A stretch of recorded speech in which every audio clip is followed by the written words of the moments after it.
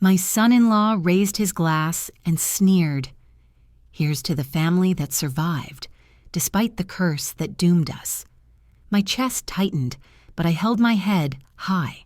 I had endured worse storms in silence. Quietly, I gripped the tong my late husband once used and reminded myself that patience can be sharper than anger. They thought that insult ended me, but it was only the spark that lit a much bigger fire. Before I continue the story, please subscribe to the channel and leave a comment letting me know where you're watching from. I arrived before the sun burned the dew off the grass, the pavilion still echoing with birds, and the soft clink of the flagpole rope. I set out paper cloths I'd ironed last night, tucked mason jars of marigolds at the corners, and stacked charcoal in a steady wall. Jim always said a calm fire begins with order. I felt him in, the way my hands moved marriage and muscle memory braided together. The park smelled of cedar and clean morning. The sky wore that pale Texas blue that makes you believe anything can go right. I wiped the long table twice, then set the platters the way I like salads, far from smoke forks in a coffee mug napkins, stacked like playing cards. The starter chimney whispered. Pride rose quiet and simple. We're ready.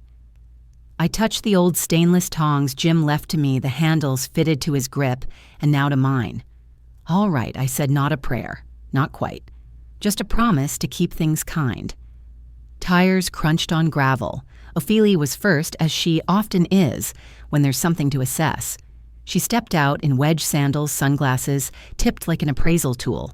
Marjorie, she sang, sweeping a glance, my you do love a spread. Her smile stopped before it reached her eyes. Behind her, the nephews unloaded a cooler as if it weighed more than it did. You shouldn't knock yourself out like this, she added, patting my arm in a way that felt like smoothing down a wrinkle that wasn't there. It keeps me moving, I said, and it keeps us together. It sounded cheerful even to me. She eyed the marigolds. Flowers for a barbecue, she murmured, not to be kind. Well, bless your heart. The boys snickered. I stirred the coals, let the comment dissolve in smoke. More cars drifted in, cousins with folding chairs, a neighbor who forgets the ice, a niece with a Bluetooth speaker already humming summer hits. Greetings bounced off the rafters light and loud while a thin seam tugged under my ribs. The pavilion filled the way a river gathers from small creeks. People drifted into pockets, stories starting mid-sentence. I watched hands clap backs, coolers, open my name, hover near some mouths, and then detour. Someone asked where to put the buns. No one asked how I'd slept. I set the buns myself, smiled at a toddler chasing bubbles, kept the rhythm of someone useful. When the grill threw its first honest heat, the shade grew crowded, and its own weather formed. She always overdoes it. I heard light as confetti, sharp as a staple.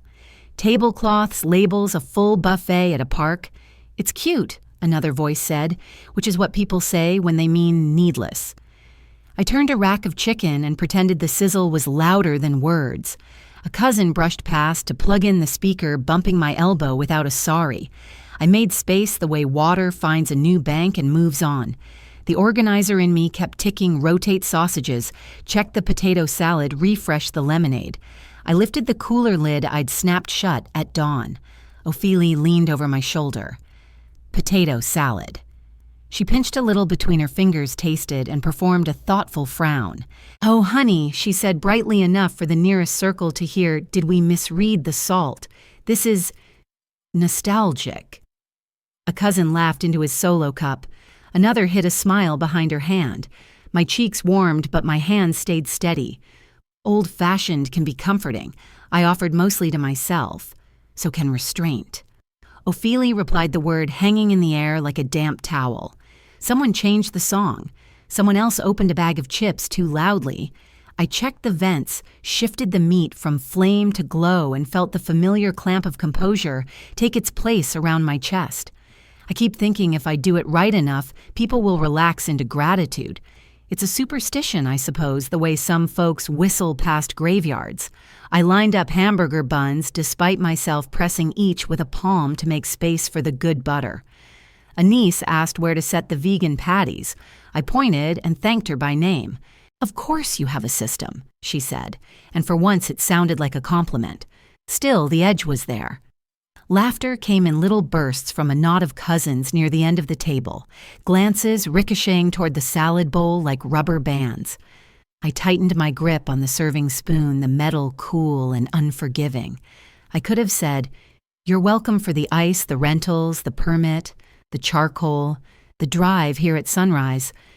But some truths earn interest when left alone. I let the silence hold them for me.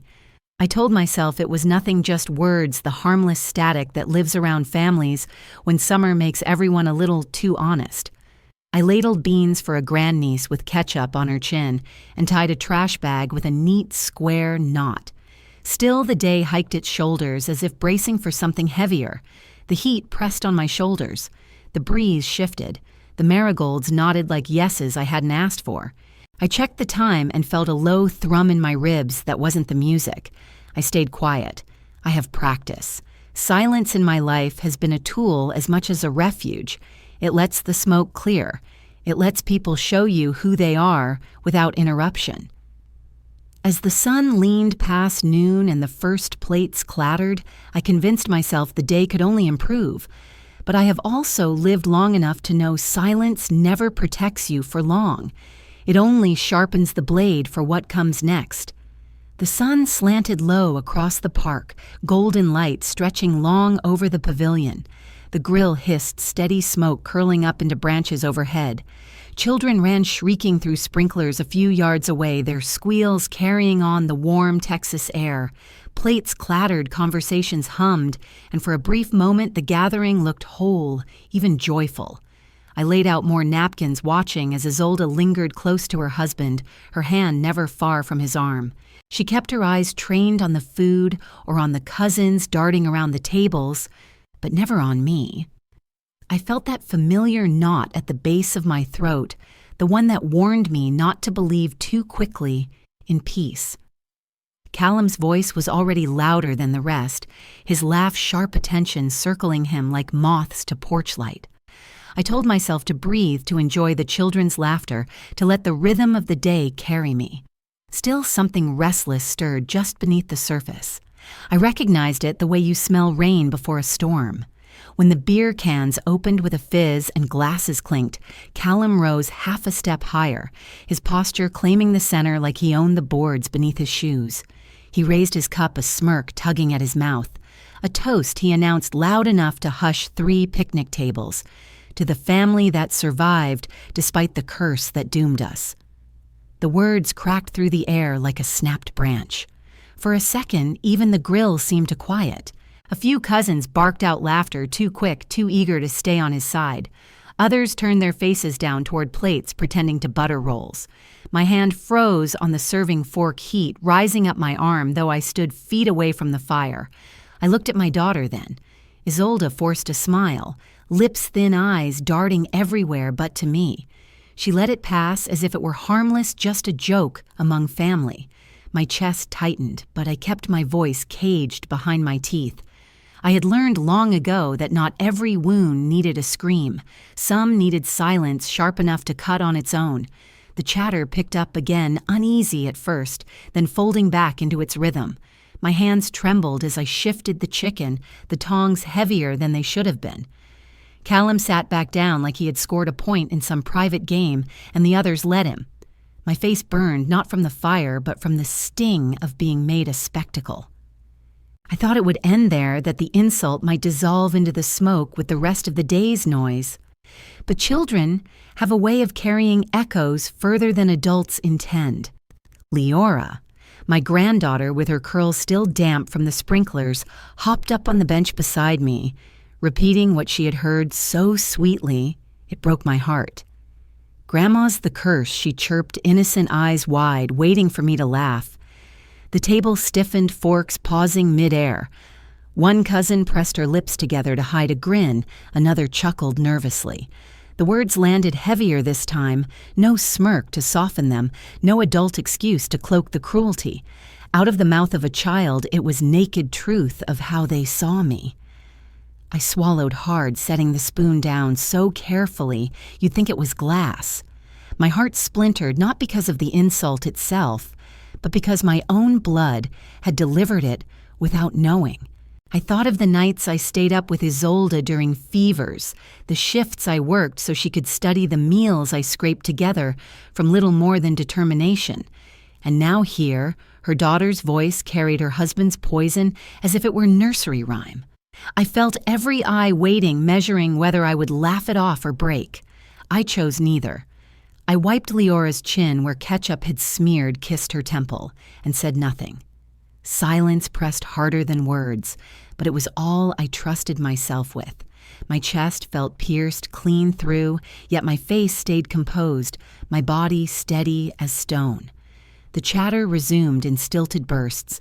Plates moved, cans cracked open, the children darted off again.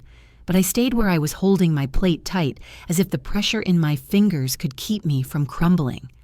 Silence wasn't surrender, it was survival.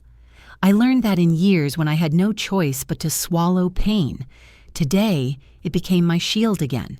I watched Isolde across the table, her eyes flicking once toward me, then dropping fast. She let the moment pass, offered no correction, no defense. The small thread of trust I had still been clinging to frayed thinner. I knew then that her silence, unlike mine, was complicity. As the sun dipped lower, laughter carried again light as if nothing had happened. But I felt the nails driven into my chest, each chuckle hammering the insult deeper. I told myself it was just a joke. Yet no prayer, no plate of food, no polite smile could disguise what it really was, the first open wound of the day, and not the last. I forced my lips into a curve, pretending I hadn't heard though every bone in me had.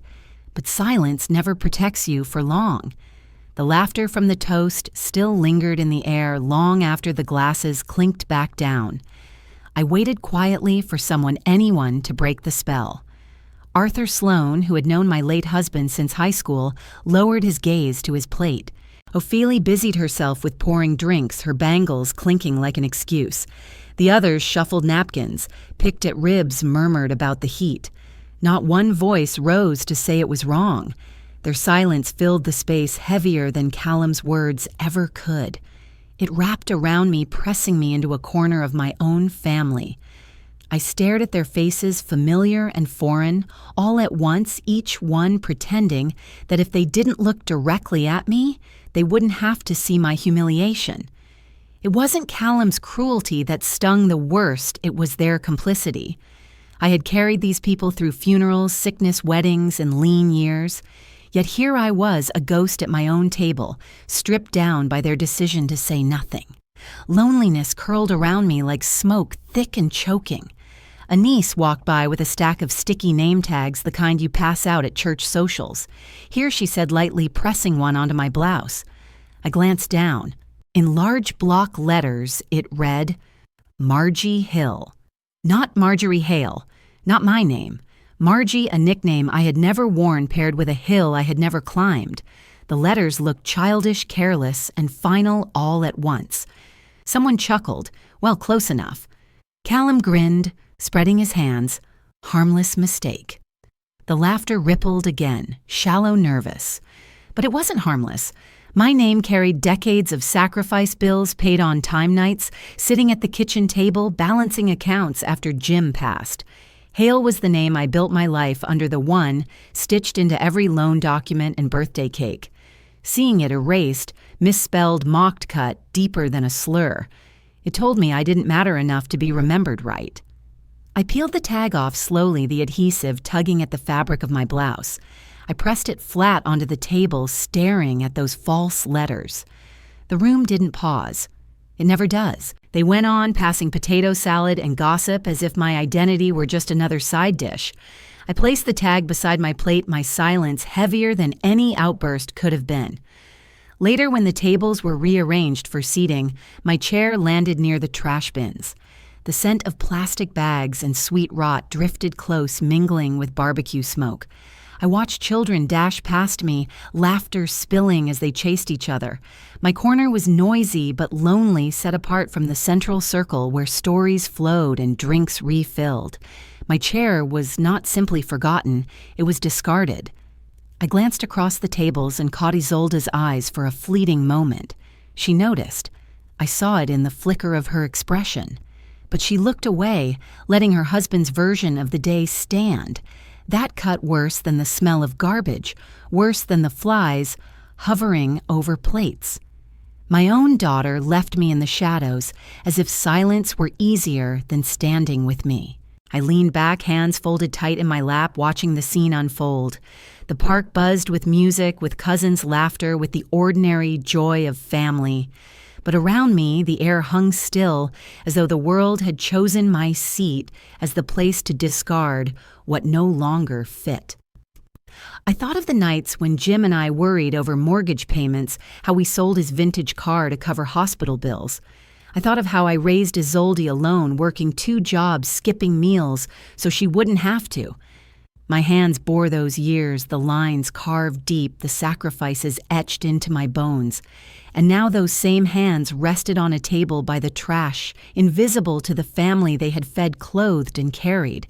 The insult, the silence, the misnaming, and now this, each one stacked heavier on my chest, pressing dignity into a corner. Yet as the evening light stretched thin across the pavilion, a shift stirred in me.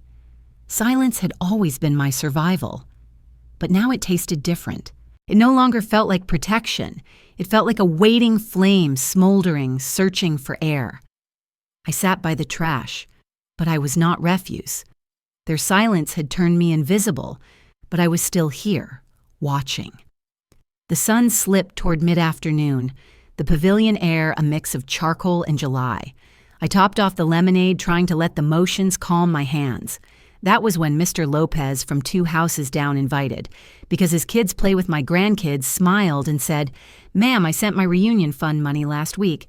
Do you want the confirmation again just in case reunion fund?" The words nudged something I'd been keeping mental tally of for months. Small transfers, 20 here, 50 there, those Zelly notes people wrote with little hearts, and for the barbecue, thanks, Marjorie. I nodded, my mouth set. No need right this minute, I told him. I'm pretty careful. Still, the figures stirred like cards shuffling in my head, and a number wouldn't sit still. I slipped my phone from my apron pocket and opened the banking app, angling the screen away from sun glare and family eyes. The list of deposits looked familiar, names from church neighbors, cousins, who back in March promised they'd help carry the weight this year. But a different line caught my breath. Handled by Callum for logistics, the memo read, attached to a withdrawal that wasn't small. My thumb hovered. I scrolled again, a second, a third each, paired with the same note as if some invisible Before I could swallow the heat rising in my throat, a neighbor in a bright Spurs shirt wandered up, cheerful as a summer breeze. "Ms. Hale, quick question," he said, holding out his phone with a screenshot. "Did my 300 land? The memo says, grill fee C." Was that you? Heads turned without turning? It's a talent families have. Callum's shoulders tightened. Isolde studied the potato chips like they held scripture. I kept my voice even. "I'll double-check after we eat," I said, and thanked him for helping. He nodded, relieved, and drifted back to the shade. The moment downshifted, but inside me the gears kept grinding. I scrolled deeper.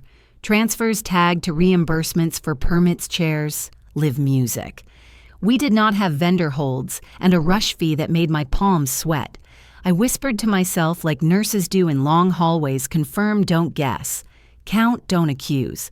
I slid closer to Isolde near the coolers, keeping my tone low enough for the humming fan to swallow. "Sweetheart," I said, "did Callum cover things up front? I'm seeing notes I don't recognize." She kept her eyes down. "He handled a lot," she murmured. "Vendors needed deposits. He said he fronted them." "What vendors?" I asked, still soft. "We rented the pavilion through Parks and Rec in March. I paid the permit with my card. The chairs are ours. The speaker is a Bluetooth." Isolde's jaw flexed. "Mom, don't start." "I'm not starting," I answered steady. "I'm verifying." A cheer rose near the picnic tables. Callum had climbed onto one of the benches, cup lifted high like a camp counselor about to announce cabin points. folks he called voice roomy with confidence. Can we get around for pulling this off? He swept an arm toward the grills, the tables, the toddlers with popsicles, the shade I had reserved the ice. I had bought the marigolds I had cut at dawn. He launched into a story about supply chain headaches, unresponsive vendors, and how he negotiated personally for the meat. Prices are wild, he declared. You have to know how to talk to people. We almost lost the whole thing, but I made some calls. A few relatives clapped. Ophelia nodded like she was at a ribbon cutting. Someone whistled. I watched the performance with a stillness I learned from night shifts stay present. Record details breathe. He dropped brand names and timelines that didn't exist, then thanked the team that took his direction. He didn't look at me. He didn't have to. The absence was its own line in his speech. Each sentence rubbed my name off the surface of the day a little more. My phone buzzed again. Another deposit, months old, the note, sweet as a church bake sale. For the fund, bless you, Marjorie. Right below it, a withdrawal to logistics C. The math lined up like 2 hands taking and 1 hand giving. I paid the permit, I said softly, more to myself than to anyone. I bought the charcoal, the paper goods, the meat from H-E-B last night with points. My breath evened out. I placed Jim's old tongs across the grill like a metronome, keeping time while my mind drew a ledger. Callum hopped down and slid into a cluster of cousins. We had a crisis on the smokers this morning, he bragged. I came in early to fix airflow. I pictured my 6:30 a.m., self alone with a chimney starter and a folded newspaper, the quiet hour when love looks like preparation no one will see. I let his tale pass over me like heat, undeniable, but not permanent. Then he raised his phone. We're live, he announced, the tone-changing, performative. He angled the camera to catch the bustle behind him. Proud to host the clan grill out, I organized Community Matters. Comments rolled up the screen. Thumbs, hearts, way to go, man. Looks amazing from people who could not smell the smoke or see the calluses on my hands. He framed himself against my marigolds and called it leadership. I didn't snatch the phone. I didn't yell or list receipts. I tapped the ash from the grate and steadied my breath. If he wanted an audience, then the truth would need one too. Not yet, but soon.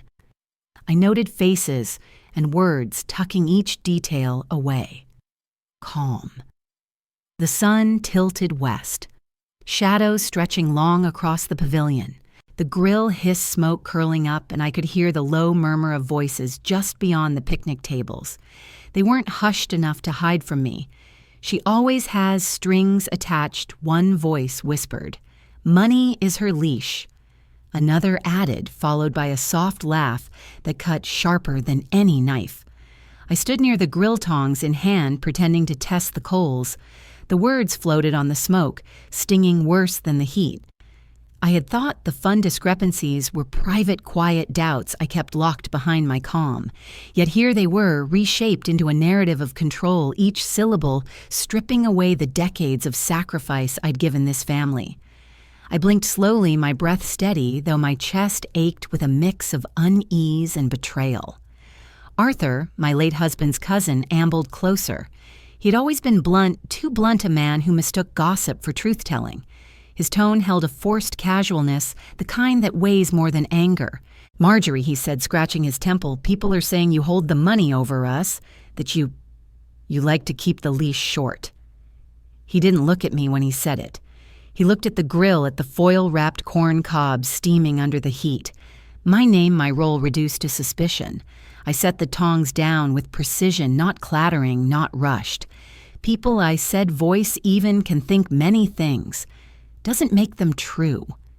Arthur shuffled, muttering something about just repeating what I heard. But the damage was already carved.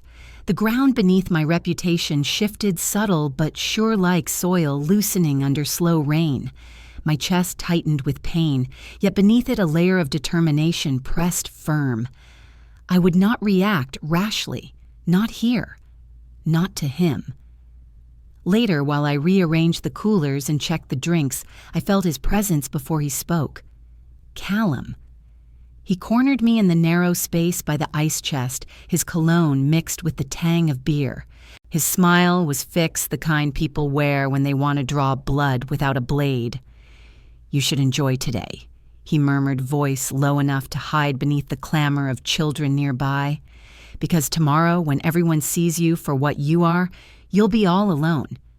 He leaned closer, breath sharp with hops. "Stay quiet, Marjorie. Keep paying, or regret will be the only company you have." My hand rested on the cooler lid steady, though my heart thudded against my ribs. Fear pricked me, but it didn't consume me. I met his gaze squarely, letting silence answer him. His smirk faltered a fraction. Inside, Jim's voice returned to me as clear as the day he'd said it years ago. "You don't need to raise your voice to hold power." I held to that. I did not flinch, did not speak. Instead, I noted every detail, the steel in his eyes, the calculated tilt of his smile, the way Isolde avoided looking at us though she stood close enough to sense the tension. When he finally stepped back, the world around us carried on as if nothing had happened. Laughter floated from the tables, the scent of barbecue thick in the air, but I stood rooted, my silence forged into defiance. They thought silence meant weakness. They thought it was surrender. But silence was where I kept my fire, and fire only waits for the right spark. The evening light slid across the pavilion, softening into amber as dusk crept closer. I stood at the drink table refilling cups when I caught a cousin's mutter carried on the breeze. "They said she'll be cut out soon." My hand froze on the ladle. The words were casual, spoken between sips of soda, but their weight pressed into my chest. Cut out, erased. Callum and Isolde weren't satisfied with mocking me. They were already laying the groundwork to strip me from the decisions that mattered most, the ones tied to the home. Jim and I built the land we'd held, the legacy meant for this family. I didn't confront my cousin. Instead, I let the sound sink in cold awareness, sharpening in my bones. They wanted me phased out like I was some relic to be swept aside once I'd outlived my usefulness. From across the pavilion, I saw Isolde. She was radiant, all charm and easy laughter, drawing the older relatives into her orbit. Her voice carried just enough for me to hear, "We're just worried about Mom handling so much alone, and you know how forgetful she can be these days." A ripple of polite nods followed her words. She smiled sweetly, tucking a strand of hair behind her ear, as though she hadn't just planted seeds of doubt about me. I held my breath, fighting the urge to storm over. My jaw tightened, but I kept my composure. I would not give her the scene she wanted. I turned instead to the sound of giggles behind me. My grandchildren Emma and Thomas skipped along the benches, their small voices bright against the hum of adult chatter. "Grandma ruins everything." They sang, laughing as if it were a playground rhyme. The words pierced me deeper than Callum's smug toast or Isolde's sly remarks. Children don't invent cruelties that precise. They repeat what they've been fed. My heart clenched, but I forced a smile, bending to steady Emma's collar, smoothing Thomas's hair. They looked at me with innocent eyes, unaware of how their words cut me to pieces. I straightened slowly, the sting settling into something heavier than sadness. They had used even the children as weapons. My pride bent, but it did not break. I stepped away from the crowd, letting the cool evening air steady me. In the distance, the faint strum of a guitar played by a teenager drifted across the grass. Jim's voice echoed in my memory. "They can't erase you if you hold your ground." I closed my eyes, breathing in the scent of smoke and spice. Silence had been my shield, but silence would not be enough for what was coming. I had kept every record, every confirmation, every receipt. They thought they could cast me aside with whispers and laughter. They had forgotten the trail I had guarded piece by piece.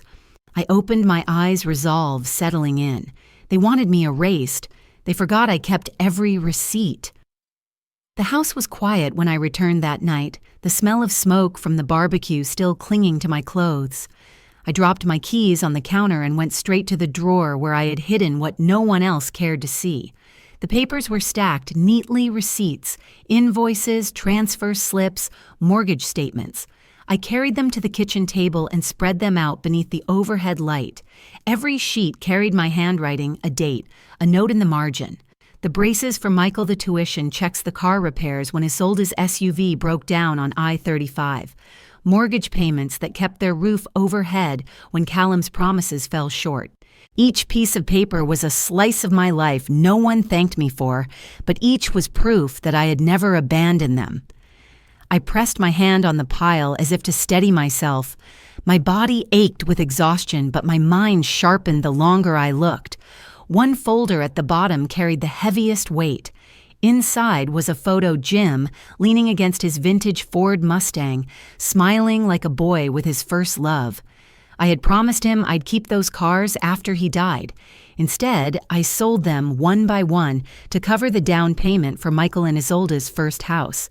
They never asked what it cost me. They never knew what it cost Jim. My throat tightened as I held the photograph. Grief raw as the day I signed the title transfer washed over me, but alongside it rose a bitterness I could no longer ignore. I picked up my phone and dialed Robert. We'd gone to high school together, and though years had passed, he never failed to take my call. "Robert," I said, trying to keep my voice steady, "I need clarity. The deed to Michael's house, the mortgage.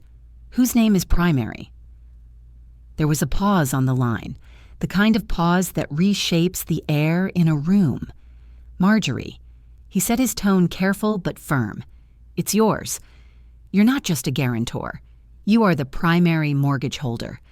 That gives you rights they can't erase no matter what stories they spin."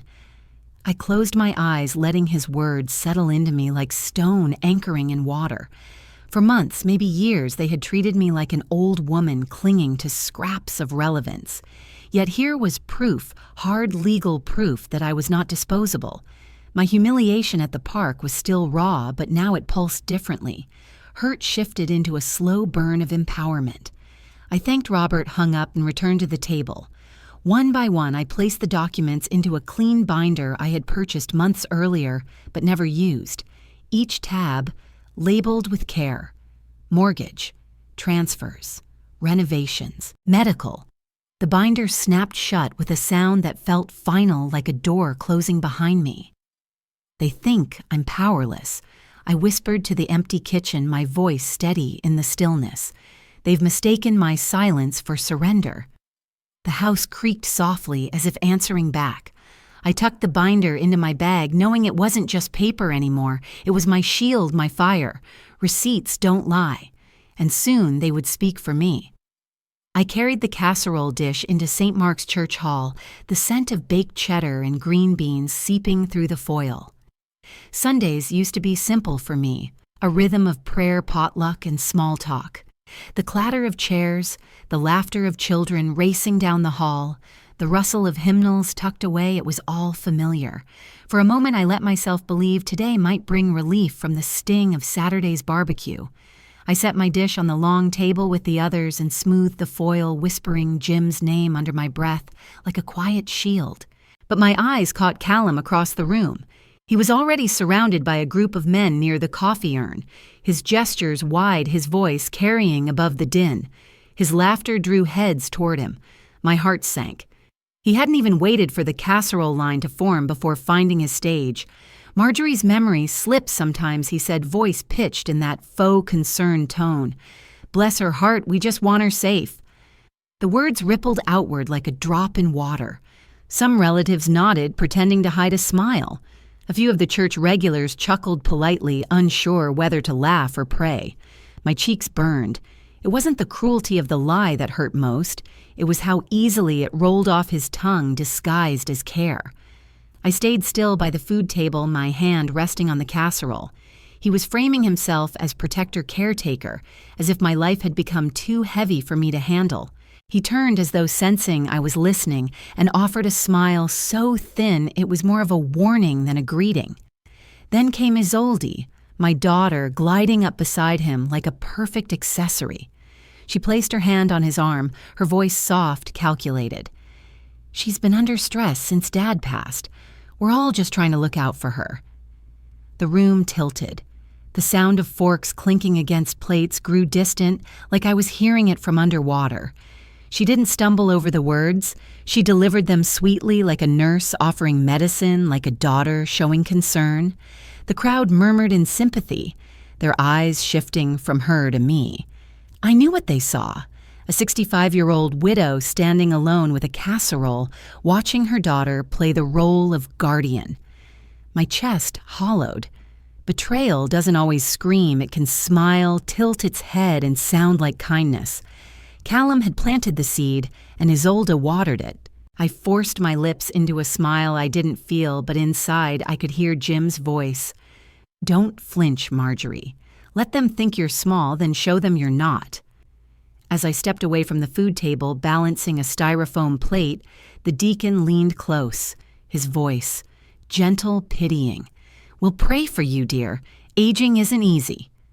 My grip tightened on the plate until it bent. I nodded, too stunned to answer. Prayer, once my anchor, was now wielded as a pat on the head, a soft burial of my dignity. My name was no longer Marjorie Hale, the woman who kept a family afloat for decades. I was poor Marjorie, the one to be pitied. I walked toward a corner, breathing steady. I wouldn't lash out, not here, not yet. My silence was not surrender. It was scaffolding holding up something bigger I wasn't ready to show them. They thought pity was power, that erasing my voice would make me vanish. But I was still standing, casserole dish and all. I whispered to myself just loud enough to hear over the hymn playing faintly through the hall speakers. They used prayer as pity, but pity wasn't power, and I hadn't lost mine. They called it a make-up cookout, a chance to clear the air. I called the park office on Monday and reserved the pavilion in my own name, printed the permit, and slid it into a plastic sleeve with the insurance writer. By Saturday afternoon, the light was soft and wary, a kind of hush you feel before a summer storm. I arrived early with labeled trays, coleslaw beans, 2 racks of ribs rubbed down at dawn. Fewer hugs met me this time, fewer jokes.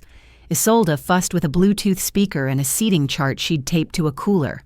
Ophelia hovered near a knot of cousins fishing for fresh gossip. I set Jim's old grill tong across the pit like a straight spine and topped off the water pan.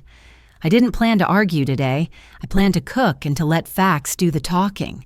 Callum drifted in late sunglasses on voice loud enough to rattle the aluminum roof. He parked himself at the grill, narrating as if a camera crew followed him everywhere. You want real heat zones, he said, drawing invisible lines over my coals. Reverse, sear the chops, then finish indirect.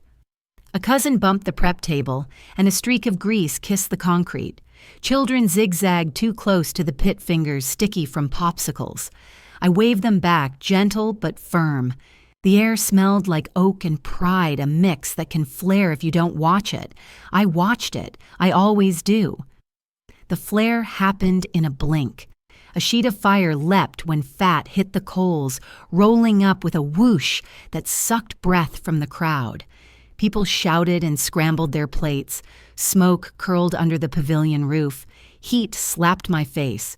Callum jerked backward, dropped his spatula, and stumbled words dying in his throat. He backed away from the pit like it had swung at him. I stepped in, lid down. Vents pinched. Tong to the brisket, shifting it off the hot spot. I slipped on the glove hanging from the hook and cut oxygen with the damp towel I keep for that reason alone. Kids behind the bench. I said not loud, just final. A cousin herded them away. The flames bowed, hissed, and quit. Smoke moved sideways under my steady fanning. The meat survived dark bark still intact. When I lifted the lid, the fire was no longer a bully, only a breath.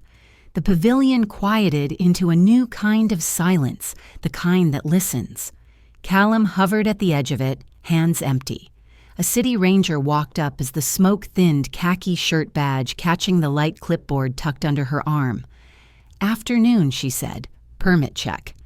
Callum straightened, found his voice, and stepped forward. I'm the organizer. She glanced at him, then at me, then at her sheet. Permit holder name, she asked. Hale, I said. Marjorie. I pulled the sleeve from my tote. She compared papers, then lifted her voice just enough to carry. Host on record, Marjorie Hale. Ms. Hale, thanks for listing the fire extinguisher location. She pointed to the red canister I'd strapped to a post.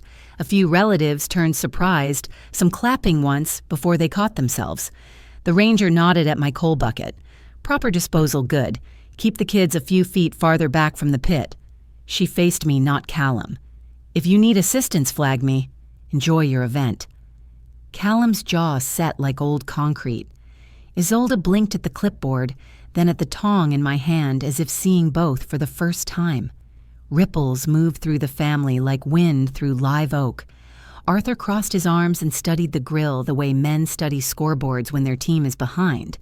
Ophelia tried a small joke. Paperwork isn't barbecue, but it fell flat. I lifted the lid and basted the brisket calm as answering a familiar door. The smoke ring showed pink and steady where I'd trimmed it right. I sliced a tester piece, let the juices run, and set the first platter just where everyone could see it. The ranger tipped her cap and wandered off to check another shelter. Callum lingered in the shade, suddenly fascinated by the cooler he'd abandoned. He didn't come back to the pit. I plated ribs and handed them to the youngest first, then to the aunt who always eats slow and grateful. Laughter loosened a little, the kind that isn't cruel. Someone said, "That's real smoke," and someone else said, "She knows what she's doing, and I didn't look to see who. I didn't need to." Isolde's eyes flicked between me and her husband, an equation starting to work itself out. I poured sweet tea for a neighbor who'd come to help set up and thanked her for the ice. The tong felt like a baton in my hand, steady tempo, no wasted motion. By the time the brisket was sliced, the sun had shifted to a warm gold, and the air had the soft satisfaction you feel when a problem finally names itself. I stacked the last bun, set the pickles, and wiped the board clean. The pit purred like a cat, who knows who feeds it. Callum stayed at the edges, telling no one about heat zones now. I didn't call him over. I didn't say a thing. I let the meat, the permit, and the calm do their work. If a piece of paper could clear smoke, a column of numbers could clear fog. I zipped my tote, slid the plastic sleeve back inside, and exhaled a breath I'd been holding for more than a week. The evening light slanted low across the pavilion, streaking the picnic tables with long shadows. I set my binder down where everyone could see it beside the platter of brisket that still gave off a thin curl of smoke. I kept my voice, even my hands, steady. "You wanted clarity," I said. "Here it is." Plastic tabs in yellow and red peeked from the binder's edge. Heads turned, bodies leaned in. Callum stayed just outside the circle, his grin a little too rehearsed. I flipped open to the first section donations. Page by page, I laid it out. Names, amounts, dates. I didn't embellish, I didn't accuse. I simply read. 100 from Marcy, sent May 12th. 200 from Ruth, May 15th. 300 from the Smiths, May 17th. Then I showed the deposits. The memos didn't match. Handled by Callum for logistics line after line. Numbers that should have met the same total fell short by more than coincidence. The murmurs started low, a kind of buzzing undercurrent. Cousins craned their necks, spotting their own names and amounts. "That's mine," one whispered. "That's not the note I typed." I let the silence hang after each page, the arithmetic too plain to argue with. I didn't rush. I wanted each figure to breathe. Arthur cleared his throat, the sound like gravel dragging across wood. "I zelled him 500 for the tent," he said. "Not you." He lifted his phone, the glow casting his face in stark relief. Callum's name shone on the payment screen. Around us, aunts crossed their arms, uncles shifted in their seats. Ophelia's lips parted, ready for a quip, but nothing came. The air had thickened too much for jokes. I didn't look at Callum. I kept my eyes on the pages. The ground had shifted, and everyone knew it. His posture faltered, shoulders dropping before he caught himself. A hairline crack in his facade. Then Isolde spoke. Her voice was softer than I remembered it being all day. "Mom." She didn't finish. Her eyes darted from the binder to the permit copy still clipped to the corner, then to the tab marked mortgage. She swallowed. "The down payment, your check, Jim's car." The words dragged us backward in time. I saw myself at the bank counter sliding a cashier's check across polished wood. I saw Jim's vintage car, the one he asked me never to part with, rolling away on a flatbed. I saw Isolde's relief that day, her arms tight around me as she whispered thanks, and I saw Callum smirk when he called it a family loan. The present snapped back. Isolde's gaze fell to the ground. She couldn't look at me, not with the truth pressing so close. Her certainty cracked in front of everyone, and for a moment she was just my daughter again, torn between loyalty and guilt. I closed the binder with a soft thud. I didn't gloat. No accusations, I said quietly. Just records. The pavilion hummed with a new geometry. People shifted ever so slightly, their bodies angling toward me, away from him. Callum forced a grin too wide, then laughed, but no one joined in. The sound evaporated into the dusk.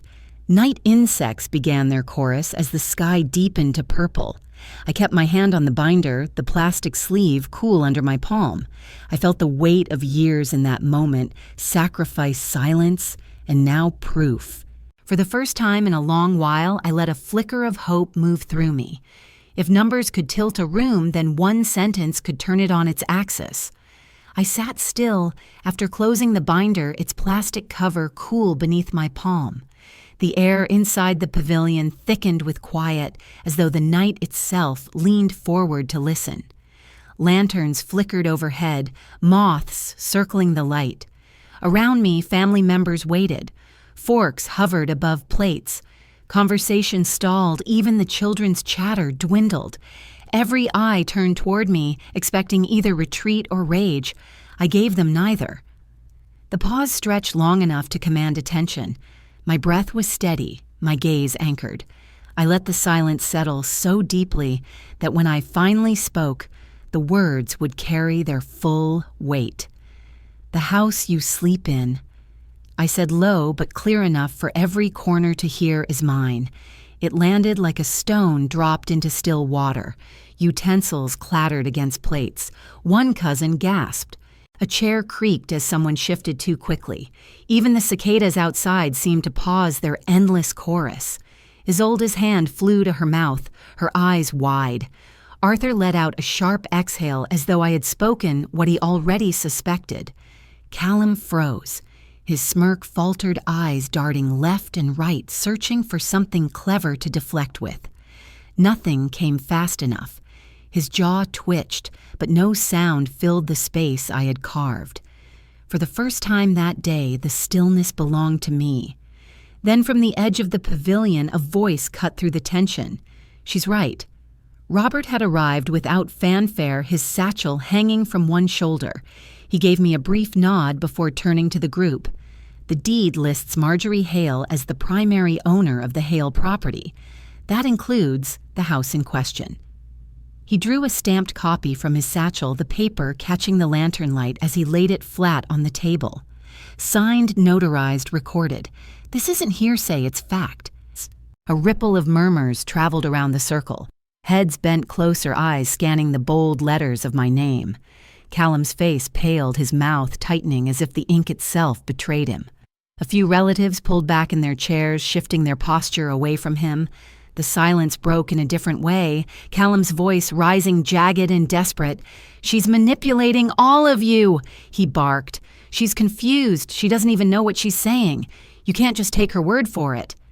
His words cracked at the edges, loud but hollow. Sweat dotted his forehead, his gestures too frantic. The more he flailed, the thinner his authority looked. Some cousins exchanged glances. Others shook their heads. I didn't answer him. I didn't need to. My hands stayed folded on the table, still and calm. His storm only made my silence louder.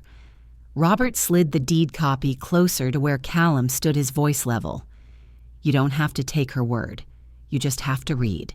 The paper lay there between us, undeniable. Around the table, my family watched him sink under the weight of silence and ink. I repeated softly, almost to myself, "Records don't lie." No one argued. No one laughed. The hush that followed was heavier than any insult I had carried that day. They had tried to make me invisible, but in that moment, with the deed shining under lantern light, I was undeniable.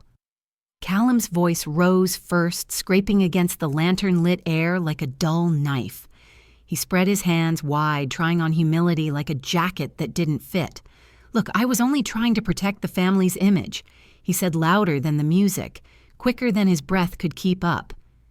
"Things have been complicated. I stepped in because someone had to." He tilted his chin toward the crowd, angling his body to catch sympathy. "You all know how controlling she can be. I mean, jealous of youth, jealous of anyone who organizes something without her name on it." He waited for the chuckle that used to come. None arrived. Utensils rested, folding chairs creaked, string lights hummed. He glanced at Isolde for rescue. She didn't move. The only motion came from the smoke drifting out of the pit and the moths batting the bulbs. His next sentence stumbled into the quiet. "If I push too hard, it was because I care." No one bit. The pavilion held its breath the way a jury does when the closing argument misses. He tried again, voice thinning. "I covered costs. I took heat so you wouldn't have to." Silence met him like a wall.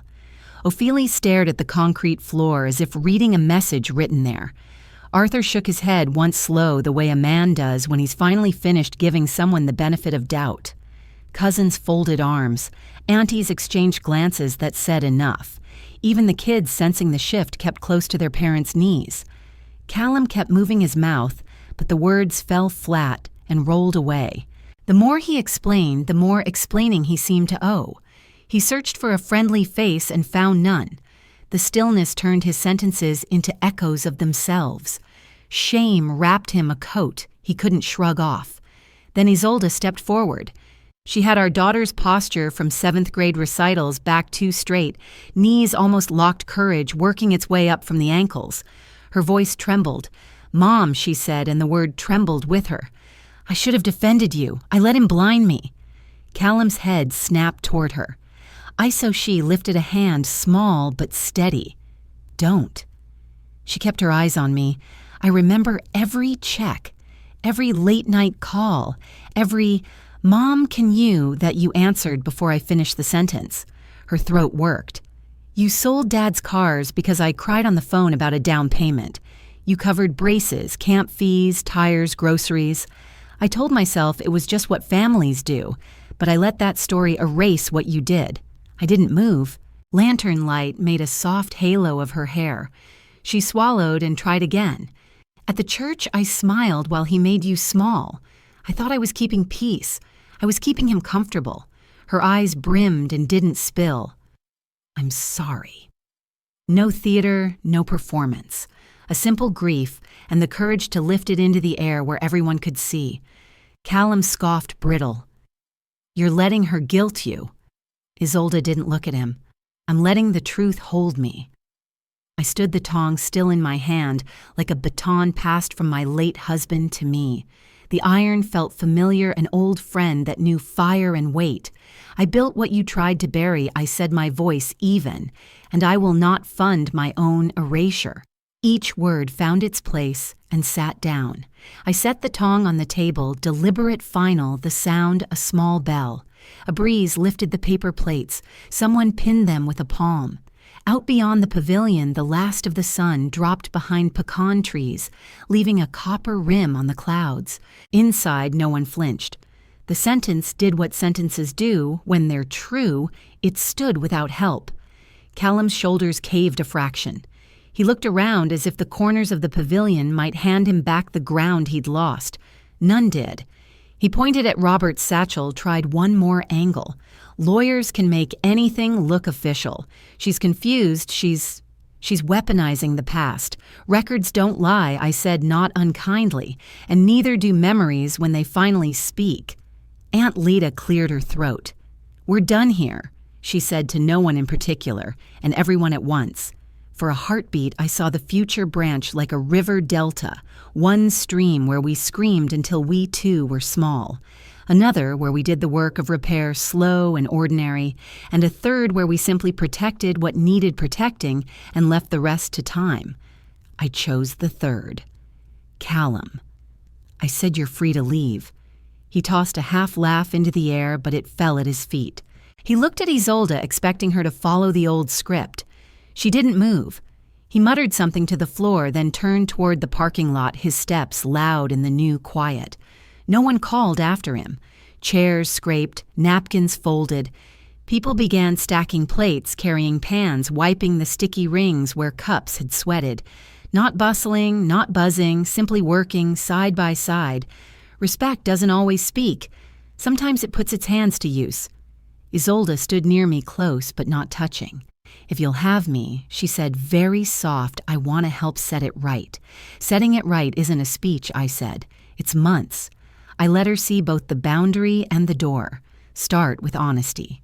Keep going." She nodded. It wasn't forgiveness, not yet. It was a path. I turned to the pit.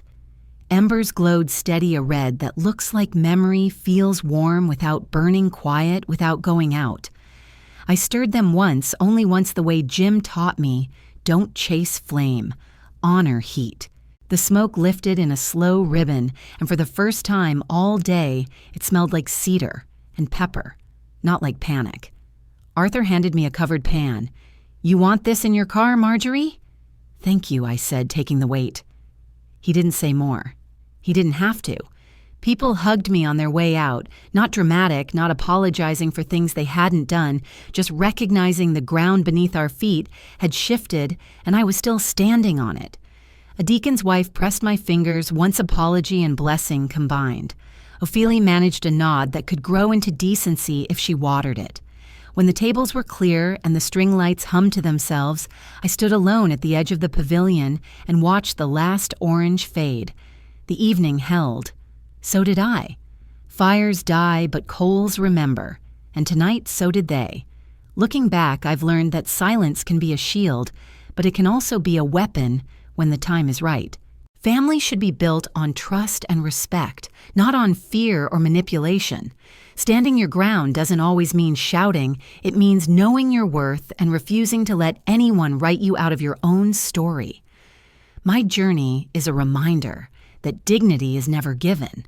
It is claimed. What about you? Have you ever faced a moment where you had to hold your ground even when others tried to silence you? I'd love to hear your thoughts. Drop a 1 in the comments if this story touched your heart, or share where you're watching from. And if you'd like to hear more stories like this one, make sure to subscribe to the channel so you won't miss the next chapter we share together.